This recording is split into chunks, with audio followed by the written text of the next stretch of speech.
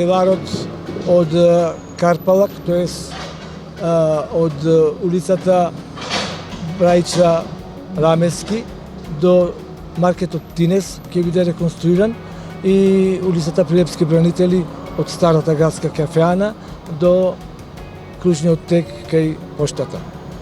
Да споменам исто така дека дрворедите ќе останат сите од двете страни, ќе бидат реконструирани и пешачките патеки, тоест тротоарите, ќе се постават гранитни плочки во целата површина, а исто така ќе се постават и тактилни плочки за да можат непречено да се движат луѓето што имаат попречено со видот.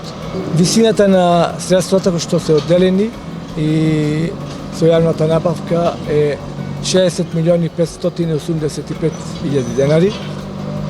Време на изведбата ќе биде до крајот на летото и мислам дека Прилеп треба да се гордее со овој булевар што треба да го имаме, затоа што долги години го очекувавме. Мислам дека во текот на оваа година, како што кажа, до крајот на летото ќе имаме современ булевар со современи пешачки патеки. Да напомнам уште, заборавив дека ќе има на целата должина и велосипедски патеки.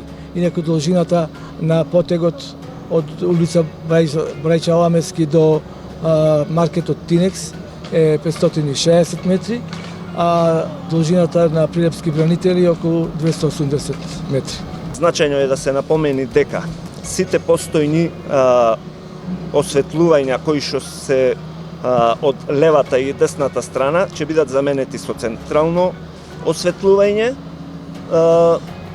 Тактилните траки кои што за прв пат во нашиот град се поставуваат за слепите лица ќе бидат на коловозната лента од пешаците и хоризонталната сигнализација која што за прв пат се појавува во нашиот град, значи ќе има осветлување на долниот дел од пешачките зебри со светлечки семафори.